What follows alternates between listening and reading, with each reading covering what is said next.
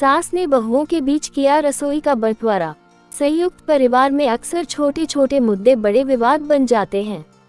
जब एक सास ने अपनी 3 बहुओं के बीच रसोई को बांटने का फैसला किया, तो क्या ये सही कदम था या रिश्तों में दरार का कारण बना?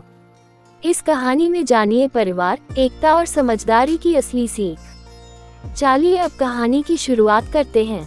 गांव के बाहरी छोर पर बसा हुआ एक बड़ा सा घर, जिसमें 3 पीढ़ियां साथ रहती थीं। इस घर की मालकिन थी सुमित्रा देवी, जिनकी उम्र करीब 65 साल थी। वे अपने जमाने की बेहद सख्त और अनुशासन प्रिय महिला थीं। उनके 3 बेटे थे, राजेश, महेश और सुरेश। तीनों की शादी हो चुकी थी और अब घर में 3 बहुएं थी, पूजा, सविता और नंदिनी। संयुक्त परिवार में रहते हुए भी पिछले कुछ महीनों से घर में अजीब सी खटास महसूस की जाने लगी थी। इसकी वजह थी रसोई। जब तक घर में सिर्फ एक बहू थी, तब तक सब कुछ सुमित्रा देवी के मुताबिक चलता था। लेकिन जैसे जैसे नई बहुएं आईं, घर में बदलाव आना शुरू हो गया। तीनों बहुओं की सोच और आदतें अलग अलग थीं। पूजा, जो सबसे बड़ी थी, वह पारंपरिक थी और हर चीज को नियम से चलाने में यकीन रखती थी। सविता को नए नए पकवान बनाने का शौक था और वह रसोई में कुछ भी ट्राई करने से नहीं हिचकती थी। जबकि नंदिनी पढ़ी लिखी और नौकरी पेशा थी और उसे जल्दी जल्दी काम निपटाने की आदत थी। अब समस्या ये थी कि किसका कब रसोई पर अधिकार होगा। पूजा चाहती थी कि हर चीज एक अनुशासन में चले, सविता को अपनी क्रिएटिविटी दिखाने की आजादी चाहिए थी और नंदिनी को टाइम बचाने की। सुमित्रा देवी ने महसूस किया कि अगर ऐसा ही चलता रहा तो घर में रोज झगड़े होंगे। उन्होंने एक दिन सभी को बुलाया और एक बड़ा फैसला सुनाया। अब से रसोई 3 हिस्सों में बंटी रहेगी। हर बहू को अपना अपना हिस्सा मिलेगा, जिसमें वह अपने तरीके से काम कर सकती है। सभी यह सुनकर चौंक गए।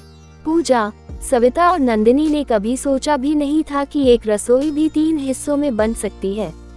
लेकिन अब सास का फैसला था तो सभी ने मान लिया। शुरुआत में सबको ये बहुत अच्छा लगा। पूजा को अपने तरीके से काम करने की छूट मिल गई, सविता अपने नए नए एक्सपेरिमेंट करने लगी और नंदिनी को भी अपने हिसाब से टाइम मैनेज करने की सुविधा मिल गई। लेकिन धीरे धीरे घर में एक नई समस्या खड़ी हो गई। पूजा को गुस्सा आता कि सविता और नंदिनी उसके बनाए नियमों को नहीं मान रही हैं। 2, सविता को लगता कि पूजा उसे जज कर रही है और नंदिनी को लगता कि उसके हिस्से में सबसे कम सुविधाएं हैं। तीनों बहुओं का मेल जोल कम होने लगा और वे सिर्फ अपने हिस्से की चीजों तक सीमित रहने लगी। ये देखकर सुमित्रा देवी को एहसास हुआ कि रसोई का बंटवारा समाधान नहीं था, बल्कि यह तो रिश्तों में दूरियां बढ़ाने वाला फैसला बन गया था। एक दिन घर में एक शादी का न्योता आया। सभी को अगले हफ्ते गांव जाना था। अब सवाल ये था कि खाना कैसे बनेगा। तीनों बहुओं के अपने अपने हिस्से थे, लेकिन क्या वे एक दूसरे के बिना रसोई संभाल सकती थीं? इसी बहाने पूजा, सविता और नंदिनी ने फिर से मिलकर रसोई संभालने का फैसला किया। अब जब वे साथ काम करने लगी, तो उन्हें एहसास हुआ कि एकता में ही असली ताकत है। सविता ने पूजा से पारंपरिक रेसिपी सीखी, पूजा ने नंदिनी से टाइम मैनेजमेंट की ट्रिक्स ली और नंदिनी ने सविता से नए नए फ्यूजन डिशेस बनानी सीखी। धीरे धीरे वे फिर से एक परिवार की तरह महसूस करने लगी। जब सुमित्रा देवी ने ये बदलाव देखा, तो उन्होंने एक दिन सबको बैठाकर कहा, मैंने रसोई बांटकर गलती की थी।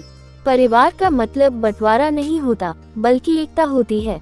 अगर हर कोई अपनी अलग दुनिया बना लेगा, तो हम साथ रहकर भी अजनबी बन जाएंगे।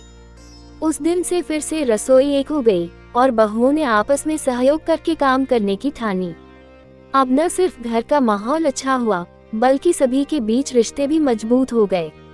कहानी की सीख, परिवार में बंटवारा कभी समाधान नहीं होता, बल्कि आपसी समझदारी और तालमेल ही असली समाधान है।